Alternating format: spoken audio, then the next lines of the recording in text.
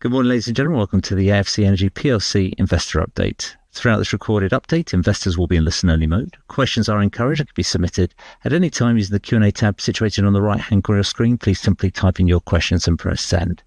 Due to the significant attendance on today's call, the company may not be in a position to answer every question it receives during the meeting itself. However, the company can review all questions submitted today and we'll publish those responses where it's appropriate to do so. Before we begin, we'd like to submit the following poll. I'd now like to hand you over to CEO John Wilson. Good morning. Good morning. So welcome everyone to this introductory presentation from me, John Wilson, the new CEO of AFC Energy. And with me today is Carl Bostock, our new Chief Financial Officer. Although we've only recently joined AFC, we wanted to take this opportunity to introduce ourselves and give shareholders an overview of what we see as our key priorities for AFC. Thank you also for submitting so many questions, and we look forward to answering those in a moment. Firstly, a bit about me. I'm an engineer and technologist by background and experience, and specialise in conceiving and scaling businesses through innovation and differentiation. I joined AFC from Bulgin, which is now a private equity-backed connectivity solutions developer, where I was the CEO, having previously led an MBO for this business and then a subsequent sale. Before that, I led Electron Technology PLC for nearly a decade, where I worked to transform the fortunes of the business through building a differentiated product and commercial offering that increased shareholder value by more than 10 times and grew the operating margins of its largest business by over 20 times. These are obviously successes, which I hope to replicate here at AFC. I have bought and sold numerous businesses in the last 15 years or so.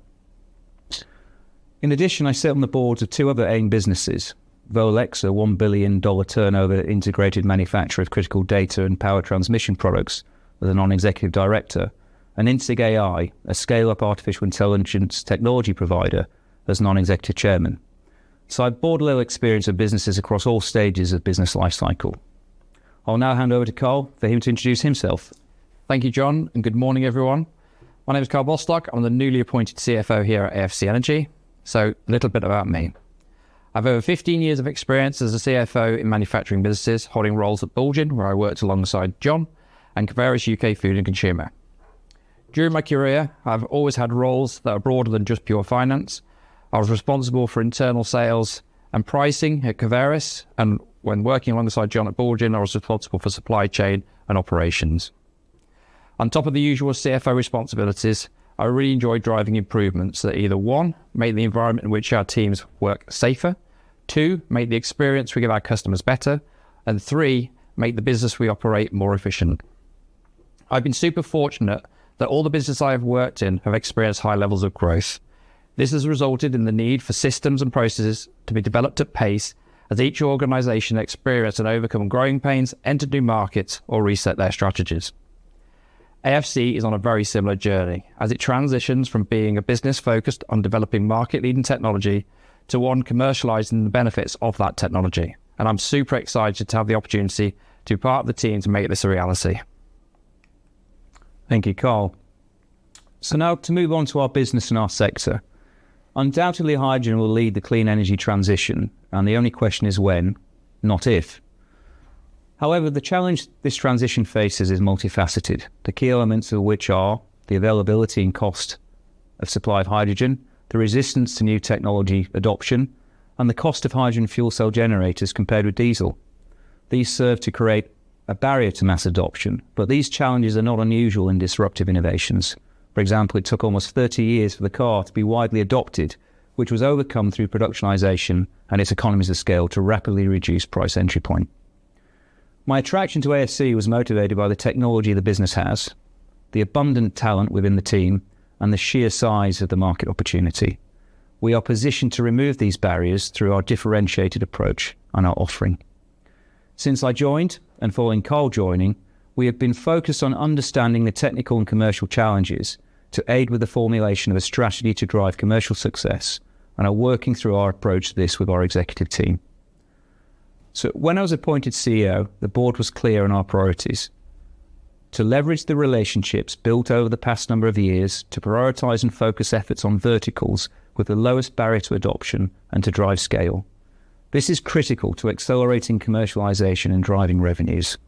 The construction industry has demonstrably been identified as a first mover, and the vast majority of our commercial efforts are now focused on supporting our joint venture partner Speedy in training and building the infrastructure to remove barriers to deployment. These include the issues already mentioned, but also timing of zero-emission projects, for example HS2 and Lower Thames Crossing, where new tenders clearly mandate zero-emission energy sources. Undoubtedly achieving market acceptance within this vertical will result in a level of proliferation across further verticals in which we have worked to build relationships. Secondly, Hyamtec has the potential to be transformational to the clean energy transition through its ability to disrupt conventional views around hydrogen infrastructure and supply and price.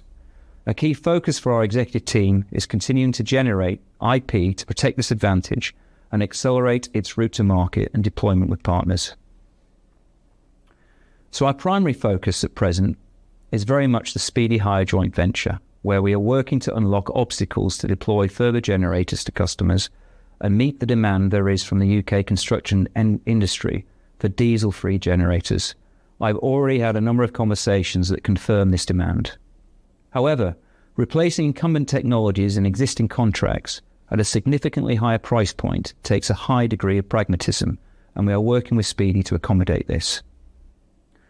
We continue to work with all partners that have previously announced, such as Acciona and ABB. These trials have been invaluable in proving our technology and verifying it is not the limiting factor. The technology works, and these ongoing partnerships have been and continue to be critical as we evolve our product offering. Our focus is on early adopters and the revenue-generating opportunities these provide. Elsewhere, we are increasing engagement with government, recently hosting our local MP, Jeremy Hunt, holding meetings with MPs in Parliament, and looking forward to a site visit from DESNZ next month. This is key, given the incentive schemes that are in place for our industry and the potential for further incentives given the government's net zero ambitions. Our view, however, is the government's approach to subsidising the production of hydrogen is inherently wrong. We are proving we can provide hydrogen at scale substantially below current market costs, and believe subsidies should be applied to capital equipment, therefore removing this barrier to entry and serving to accelerate economies of scale benefits. We must also continue to engage with government to educate them regarding the benefits of ammonia as a fuel. We are lobbying to make this point heard. The hydrogen revolution has already begun, but widespread adoption has yet to occur. The prize, therefore, available to AFC is commercialisation of a disruptive end-to-end technology product and service offering. Delivering on this is vital in creating and maximising shareholder value. We recognise that the share price performance is a frustration. Our focus will be on delivering as a business, giving realistic guidance and communicating effectively with the market. If we deliver on that, we believe the share price will respond. I'd just like to take this opportunity to touch on the financials. As disclosed in the year-end trading update, we had cash of 15.4 million as at the 31st of October 2024, and revenue recognised in the 2024 financial year was 4 million. Based on my first 2 weeks in the organisation, I am pleased to be able to say that it appears that John and I have inherited a robust reporting system along with a talented and energised team. It is clear that my predecessor Peter significantly strengthened the finance team as well as introduced key business processes as AFC began its transition from a startup to a scale-up organisation. In my opinion, there is still significant opportunity to make the organisation more efficient, and we will continue this journey in the current financial year, with the goal of being able to accelerate financial reporting in future years, although this year we expect to announce the full year results in March as usual. So that's been a quick introduction, but we do want to underscore a commitment to maintaining effective communication with shareholders and recognise from the questions that have been submitted this has been a concern in the past. We've had many questions pre-submitted, the majority of which cover similar themes, so we've attempted to merge these into fewer questions in order to address the main topics and concerns.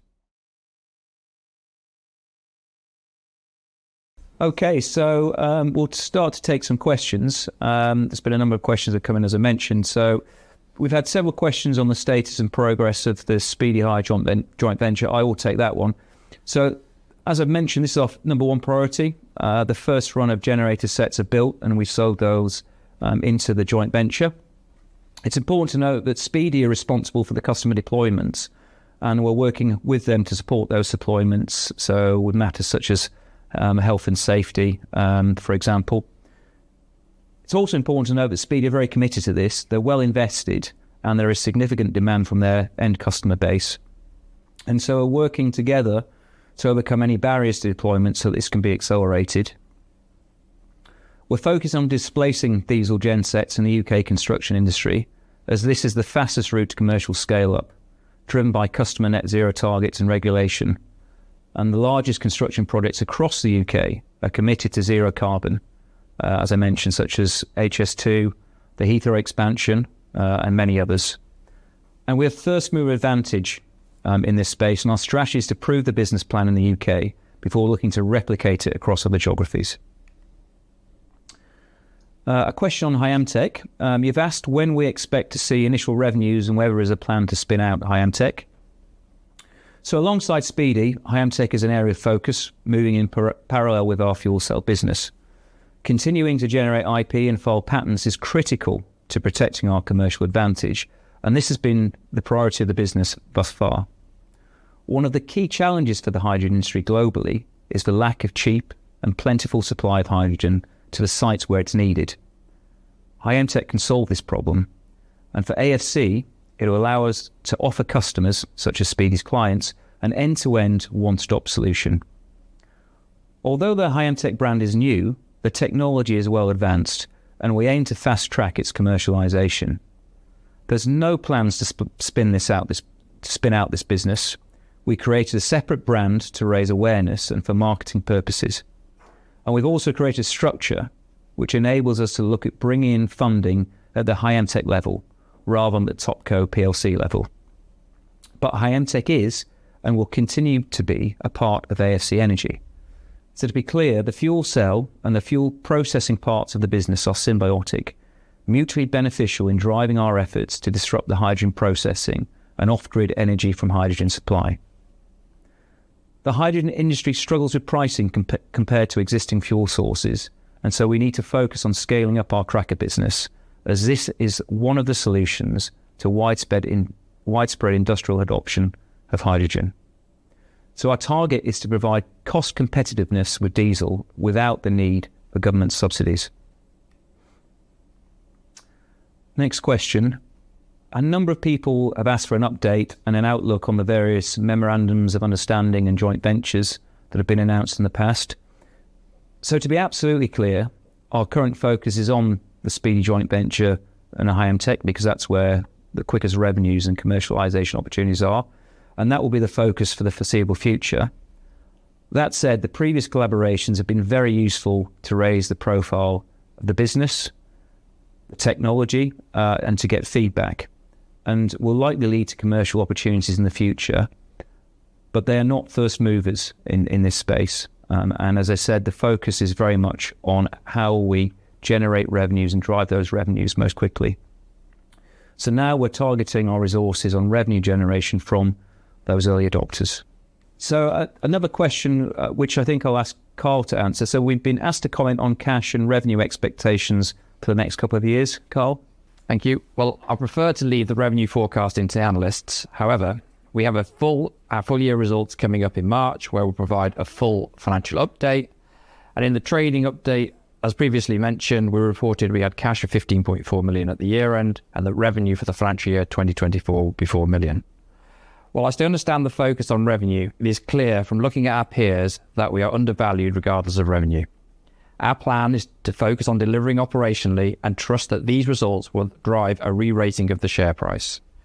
We know that the construction sector is committed to hydrogen deployment and is building these solutions into project plans. The demand is huge, we are gaining traction, and we believe we have first mover advantage. If we execute the business plan effectively, we absolutely will succeed. And we only need a small proportion of the market to deliver an absolute transformational impact for AFC. However, as you'd expect, our ambitions are far greater than this. Thank you, Carl. Another question. At the Capital Markets Day, the stated target was to be able to build 200 generators per year by 2026 at Dunsfold. Is that realistic? And what is the current annual manufacturing capacity? So in short, yes, it is realistic. We've obviously proven that we can build generators, which is the starting point. Currently, we're capable of building more than 5 units per month, which is obviously 60 units per year, and are confident this could be scaled up fourfold within that time period. That will be driven through continuous improvement, lean implementation, and value engineering. But we also have access to outsourcing partners, as we previously announced, if we need to scale up more quickly than that. Another question, there was actually been a number of questions relating to the share price, which I'll look to cover together. First point, are we going to take AFC private? So there's absolutely no plans to take the company private. Presumably this has come from the fact that Carl and I have both worked successfully in private equity-backed environments. Success in private equity is very much transferable to the PLC environment, in which delivery, sense of urgency, and alignment of shareholder interests serves to maximise shareholder value. I think as a further point, there's been no conversations with the board prior to or since my appointment in this regard. There's also been a number of questions around Helicon. So there's been no dialogue with Helicon regarding their short position. They seemingly hold other short positions in this space, so could be taking a thematic view. It's obviously a question for them, but not one I'm particularly interested in asking. If they wish to engage, as with any shareholder, we'd be prepared to listen to what they have to say. But we certainly hope we can disprove their investment thesis, whatever it is, by driving the share price up and forcing them to close their short position. And a final point on share price. The share price is clearly a frustration for everyone. It's important to note this is also a market-driven phenomenon. So if you look to overlay and rebase the AFC share price chart for the last 3 years with some peers such as ITM or Ceres, it will demonstrate that we have performed pretty much in line with our peer group. That said, our focus is on delivering operationally, executing our business plan effectively, and that should cause the share price to respond accordingly. There's also been questions around future equity raise. So can you rule out another equity raise, and have you looked at bringing in a strategic investor? So there's currently no plans for an equity raise. Where we are as a company, it is clear we'll need further funding in the future to realise the tremendous opportunities that we have available to us. And until such point that our revenues generate positive operating cash flow. There are different options for achieving this. For example, bringing in a strategic investor or other financing alternatives, all of which we'll consider at the appropriate time. Question around communications. How do you propose to improve communications with retail shareholders? Well, first we'll simplify communications to focus on the two key elements of the current strategy that we've talked through this morning, the Speedy joint venture and IMTech, plus any material developments as and when they occur. We'll look to be transparent and provide realistic guidance and demonstrate progress against that guidance. We want to ensure that our announcements are clear as we look to commercialise and scale our technology. And we do hope that by hosting this meeting so soon in our tenures, we're demonstrating that we want to have a good relationship with our shareholders. We'll obviously update the market when we have things to say, but it may well be the case of less noise, but more impact. And a final question, where do you want AFC to be in 5 years? Well, we plan to be a market leader in the provision of end-to-end fuel-to-fuel cell solutions.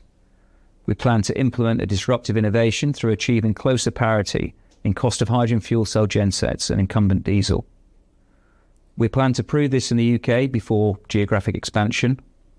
I think it's important to note that there are millions of diesel generator sets the world over, and this is but one vertical, but provides insight into the scale of the opportunity. 4 weeks into my tenure, my view is that our opportunity is limited only by our ambition. John, Carl, thank you ever so much for your time this morning. I'll shortly redirect investors to give you feedback, but before doing so, John, I wonder if I come back to you for a couple of closing comments. Thank you. Well, firstly, thank you all for your time today. I know there's a lot of further questions that are coming during the live streaming of this IMC, but I think we've covered the major themes. And we look forward to updating you further in March when we announce our full year results. So thank you very much, everyone, for taking the time to listen, and we look forward to your feedback. Thank you. John, Carl, thanks once again. Can I please ask investors not to close this session, as we'll now automatically redirect you for you to provide your feedback in order that management can really better understand your views and expectations. This may take a few moments to complete, but I'm sure will be greatly valued by the company. On behalf of the management team of AFC Energy PLC, we'd like to thank you for attending today's presentation. Good morning to you all.